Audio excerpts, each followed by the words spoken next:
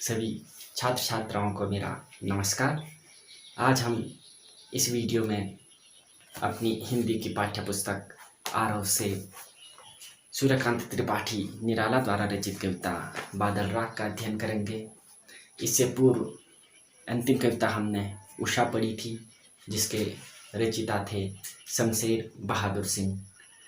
अब अगली कविता आपके सम्मुख प्रस्तुत है बादल राग। बादल राग निराला द्वारा रचित कविता है। कविता पढ़ने से पूर्व हम संक्षिप्त रूप में निराला जी के बारे में जान लेंगे।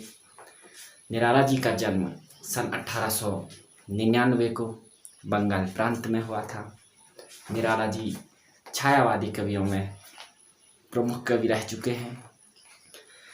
जो ये बादल राग है, यह अनामिका नामक काव्य संग्रह में प्रकाशित है और इसके 6 खंड हैं। और जो हमारी पाठ्य पुस्तक में यह खंड लिया गया है, यह छठा और अंतिम खंड है। इस बादल राग कविता में निराला जी ने सामाजिक विषमताओं पर कुठाराघात किया है। जो मध्यम वर्ग के लोग होते हैं, जो दलित लोग होते हैं, जो आम आदमी होते हैं, उनका सेठ साहूकारों, पूंजीपतियों और अमीर लोगों द्वारा बहुत शोषण होता है। और इस शोषण को दूर करने के लिए समाज में एक क्रांति पैदा करने की आवश्यकता होती है। कवि यहाँ पर उस बादल को क्रांति दूत के संदर्भ में संबोधित कर रहे हैं। जब कवि निराला जी ने आम आदमी के जीवन को देखा, उनके दुख से अत्यधिक त्रस्त हुए, तो उन्होंने क्रांति के रूप में बादल का आह्वान किया और इस कविता की रचना की। अब देखिए, यह कविता अनामिका नामक काव्य संग्रह में 6 खंडों में प्रकाशित है और यहाँ इसका छठा और अंतिम खंड लिया गया है। अब क्या कुछ निराला जी इस कविता में कह रहे हैं, बड़े ध्यानपूर्वक सुनिएगा। और अगर आप चाहें तो अपने सम्मुख किताब भी रख सकते हैं।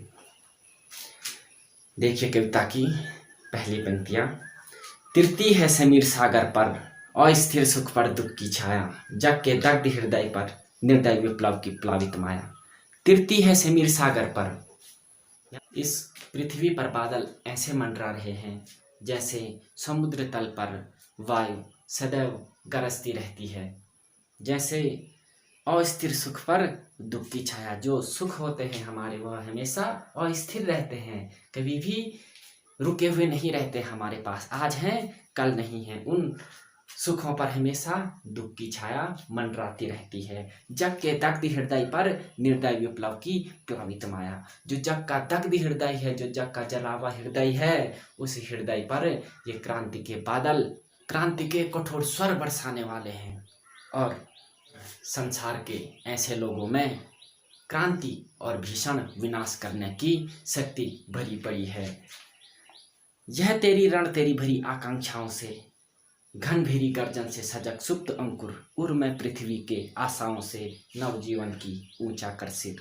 अब देखिए, यह तेरी रण तेरी, यह तुम्हारी रण नौका में क्रांति और विनाश ला देने की प्रबल आकांक्षा है। किसमें? उस क्रांति में, उस बादल में जो अब आने वाले हैं। इन बादलों को बार बार कवि क्रांति के रूप में संबोधित कर रहा है। ये याद रखना कि बादल यहाँ पे क्रांति लाएंगे। बादल जब बरसते हैं तो 2 चीज़ें होती हैं, विनाश होता है और विकास होता है। जब बादल धीरे धीरे बरसते हैं तो इस प्यासी पृथ्वी को जल मिलता है। जो धरती के गर्भ में जो बीज सोए हुए रहते हैं, उनको जीवन मिलता है। और दूसरी ओर जब भीषण वर्षा होती है, बाढ़ आ जाती है, तो इससे प्रलय का वातावरण उत्पन्न हो जाता है। इसीलिए बादल को यहाँ पर विनाश और विकास दोनों रूपों में दर्शाया गया है।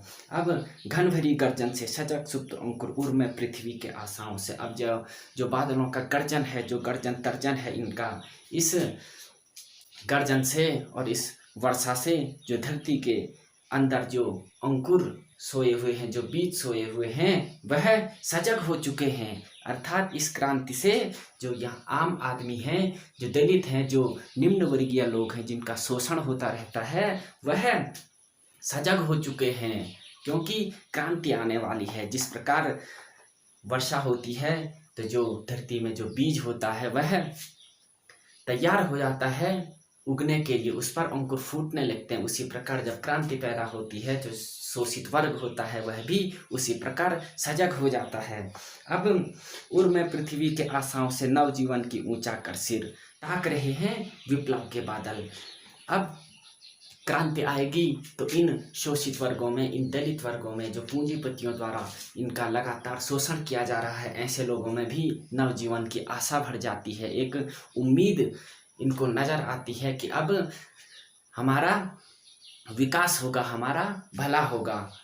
तो वे ठीक उसी प्रकार ताकते हैं जिस प्रकार हमने अभी बताया कि वर्षा से जैसे धरती में जो बीज सोया हुआ रहता है वह सजग हो जाता है, तैयार हो जाता है, उसमें अंकुर फूटने लगते हैं और वह धरती के ऊपर निकलने लगता है। तो ठीक उसी प्रकार जब छोटी सी क्रांति इस समाज में घटित होती है तो नवजीवन की आशा आ जाती है, नवजीवन की उम्मीद आ जाती है उन लोगों में जो लगातार सेठ साहूकारों द्वारा या पूंजीपतियों द्वारा लगातार शोषित किए जाते रहे हैं।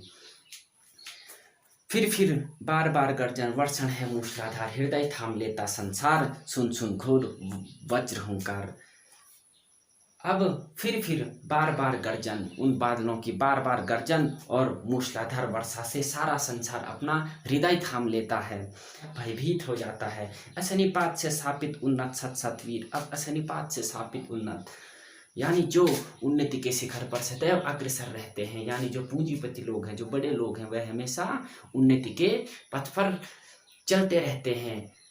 छोटे लोगों को दबा दबा कर, गरीब लोगों का शोषण कर करके वह अपनी उन्नति करते हैं और उस उन्नति के शिखर पर सदैव चलते रहते हैं। तो इस क्रांति से ऐसे लोगों का मार्ग अवरुद्ध हो जाता है और उनकी उन्नति में बाधाएं आने लगती हैं। इसलिए क्रांति बहुत जरूरी है। जब इस संसार में ऐसी स्थिति पैदा हो जाती है तो जो निम्न वर्ग के लोग हैं, जो मध्यम वर्ग के लोग हैं या जो शोषित वर्ग के, शोषित हो चुके लोग रहते हैं, उनके द्वारा क्रांति लाना बहुत आवश्यक हो जाता है, ताकि जो केवल अपनी ही उन्नति कर रहे हैं लोगों को शोषित कर करके केवल अपनी जेब भर रहे हैं, अपना घर भर रहे हैं और औरों के विषय में बिल्कुल भी नहीं सोचते कि उनका भला हो रहा है या बुरा हो रहा है, ऐसे लोगों का मार्ग अवरुद्ध करना अत्यधिक आवश्यक हो जाता है। अब ऐसी जो क्रांति है, ऐसी क्रांति से उन लोगों पर बड़ा प्रभाव पड़ता है और वे छत विछत हो जाते हैं। उनका जो अचल शरीर रहता है वह छत विछत होने लगता है और जो गगन स्पर्शी स्पर्धार्थी, जो गगन को चूमने की इच्छा रखते हैं, ऐसे बड़े बड़े लोग, उनका हृदय जो है वह अधीर होने लगता है और वो अपने मार्ग से विचलित होने लगते हैं। और उनका ऐसा होना बहुत आवश्यक है, क्योंकि अगर इस क्रांति से उन पर कोई असर नहीं पड़ेगा तो जो गरीब लोग हैं, जो आम आदमी हैं, उन पर इसका बुरा असर पड़ने लगेगा। इसलिए हमें अपना हक होता है, अपने हक की लड़ाई लड़ने के लिए कभी भी पीछे नहीं हटना चाहिए, बल्कि अपने हक के लिए लड़ने के लिए हमें सदैव तैयार रहना चाहिए। अब हंसते हैं छोटे छोटे पौधे लोग भार, शस्य अपार हिल हिल खिल खिल, हाथ हिलाते तुझे बुलाते, विप्लव रब से छोटे ही हैं शोभा पाते। अब हंसते हैं छोटे छोटे पौधे लोग मार, जब ऐसी क्रांति आती है, जब ऐसी वर्षा आती है तो ऐसे में छोटे छोटे जो पौधे होते हैं, इस वर्षा से वह पौधे जो अत्यधिक प्रसन्न होते हैं, वह हिलने लगते हैं और खिलखिल मुस्कुराने लगते हैं, अपने हाथ हिलाने लगते हैं ऐसे पौधे और उस बादल को बार बार बुलाने लगते हैं, ताकि उन छोटे पौधों का, इस बादलों की वर्षा से उन छोटे पौधों का विकास हो सके। जो ये बादल हैं जहाँ पर बार बार वर्षा की बात कही जा रही है, बादलों के बरसने की बात कही जा रही है, यह इसको उस क्रांति से अवश्य जोड़ लेना, क्योंकि यह उस क्रांति से संबंधित किया गया है। ठीक है, तो कह रहे हैं कि जब भी ऐसी क्रांति आती है तो छोटे छोटे जो लोग होते हैं वह प्रसन्न होने लगते हैं, क्योंकि अब इस क्रांति से उनका भला होने वाला है। इसलिए वह खुश होते हैं, हंसते हैं। ठीक उसी प्रकार जिस प्रकार वर्षा से छोटे छोटे पौधे खिलने लगते हैं। अब विप्लव रव से छोटे ही हैं शोभा पाते, अर्थात जब भी ऐसी क्रांति आती है तो हमेशा छोटे लोग ही इसमें शोभा पाते हैं, हमेशा छोटे लोगों का ही भला होता है। बड़े लोगों को क्रांति से नुकसान ही होगा। यदि हमारा कोई शोषण कर रहा है, हमने क्रांति कर ली, तो इस क्रांति से हम छोटे लोगों का हमेशा भला होने वाला है और उन जो पूंजीपति लोग हैं उन पर इसका बुरा प्रभाव पड़ेगा। अब अगली पंक्तियां देखिए। अट्टालिका नहीं है रे आतंक भवन, सदा पंख पर ही होता जल विप्लव प्लावन। अब जो अट्टालिका नहीं है, जो बड़े बड़े भवन हैं, जो महल हैं, जहाँ ये पूंजीपति लोग रह रहे हैं, वह अट्टालिका नहीं है बल्कि आतंकित भवन हो चुका है। इस क्रांति से उनके मन में आतंक का माहौल पैदा हो चुका है। अब वो बड़े बड़े भवन नहीं हैं बल्कि आतंकित भवन हो चुके हैं। सदा पंख पर ही होता जल विप्लव प्लावन। सदा पंख यानी कीचड़। जब वर्षा होती है तो जो गंदा कीचड़ होता है कहीं पर भी, वह उस वर्षा के पानी में बहने लगता है और वहाँ पर साफ स्वच्छ हो जाता है। ठीक उसी प्रकार जब क्रांति आती है तो जो कीचड़ रहता है समाज में, वह कीचड़ इस क्रांति से दूर हो जाता है। क्षुद्र प्रफुल्ल जलज से सदा छलकता नीर। और जो ये क्रांति रहती है, जो ये वर्षा रहती है, इस वर्षा से, इस बाढ़ से, जो क्रांति की बाढ़ है, इस बाढ़ से सदैव बड़े लोगों का नुकसान होता है। जैसे बाढ़ से बड़े बड़े जो पौधे होते हैं, जो बड़े बड़े पर्वत होते हैं, वह हमेशा बाढ़ के कारण ध्वस्त हो जाते हैं, बल्कि छोटे पौधों को कोई भी नुकसान नहीं होता है। वह इस समाज में वो छोटे पौधे कौन हैं? वो शोषित वर्ग, वो निम्न वर्ग जिनका शोषण किया जा रहा है, वह छोटे पौधे हैं। और इस क्रांति से उन छोटे पौधों को कोई भी नुकसान नहीं होगा, बल्कि वह और उन्नति प्राप्त करेंगे। अब क्षुद्र प्रफुल्ल जलद से सदा छलकता नीर। जब छोटे छोटे पौधों पर वर्षा पड़ती है तो उससे वर्षा की बूंदें टपकने लगती हैं। उस वर्षा की बूंदों को यहाँ पर अश्रुधारा कहा गया है। अश्रुधारा के रूप में वो जल उनसे बरसने लगता है। बाढ़ का उन छोटे पौधों पे कोई भी असर नहीं पड़ता है। रोग शोक में भी हंसता है शैशव का सुकुमार शरीर।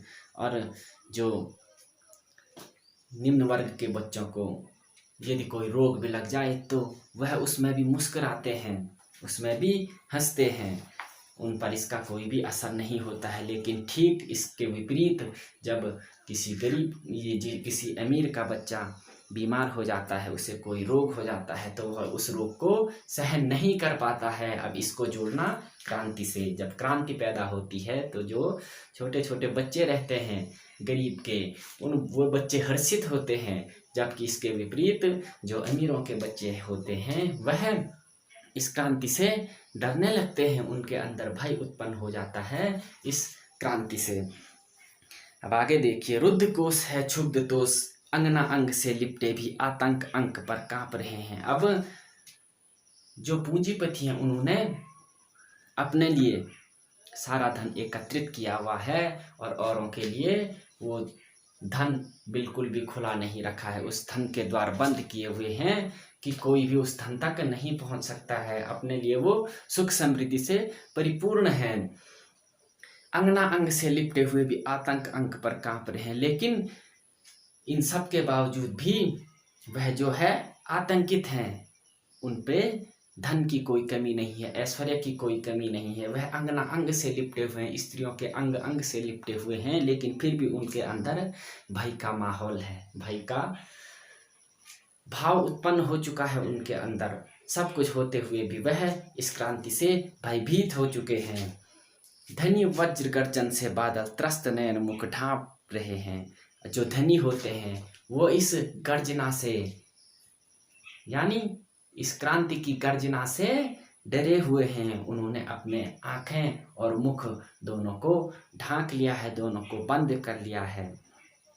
जीर्ण बाहों है शीर्ण शरीर, तुझे बुलाता कृषक धीर। और दूसरी ओर जो जीर्ण शीर्ण शरीर हो चुका है, जिनके बाहुबल में अब कोई जोर नहीं है वह बाहों का वो बल, क्षीण हो चुका है वह, ऐसी क्रांति को बुलाते हैं। निराला जी यहाँ पर क्या कह रहे हैं कि वह कृषक, वह ऐसा गरीब किसान बादलों की मांग करता है, वर्षा की मांग करता है। ठीक उसी प्रकार जो समाज में जो शोषित है वह क्रांति की मांग करता है। तो ए विप्लव के वीर कवि उस बादल को संबोधित करते हुए कह रहे हैं कि ए क्रांति के बादल, ए जीवनदायिनी बादल, ए विनाश के बादल, तुम बरसो। और जिसने भी इस गरीब का खून चूस लिया है और केवल उसके शरीर में हड्डियां रह चुकी हैं, अब उसका शरीर हड्डियों का ढांचा बन चुका है, उड़ ये उस हाड़ और मांस में थोड़ा रक्त का संचार कर दे, ऐसी क्रांति घटित कर, ऐसी वर्षा वर्षा कि उस गरीब का, उस किसान का, उस शोषित वर्ग का थोड़ा भला हो सके। ए जीवन के पारावार तू बरस और ऐसी क्रांति पैदा कर जिससे इस संसार का भला हो सके और ये क्रांति उन लोगों के लिए कुछ अच्छा कर सके और वह समाज में अपना उचित स्थान प्राप्त कर सके। ठीक है, तो ये बादल राग कविता, इसका सीधा सीधा अर्थ नहीं है, इसका अर्थ हमें समाज की जो विषमताएं हैं उसके साथ जोड़ना है। और ये जो बादल बार बार बादलों के बरसने का, उसकी गर्जन तर्जन का जो जिक्र किया गया है उसे हमें क्रांति से जोड़ना है। समाज में जो क्रांति उत्पन्न होती है उससे हमें इस कविता को जोड़ना है। और कवि निराला जी ने इस कविता में बड़ा सुंदर चित्रण किया है उन बादलों को दूध के रूप में संबोधित करके। ठीक है, तो इस कविता अच्छे से पढ़ लेना, इसके प्रश्न उत्तर अपनी पुस्तिका में लिख लेना। धन्यवाद।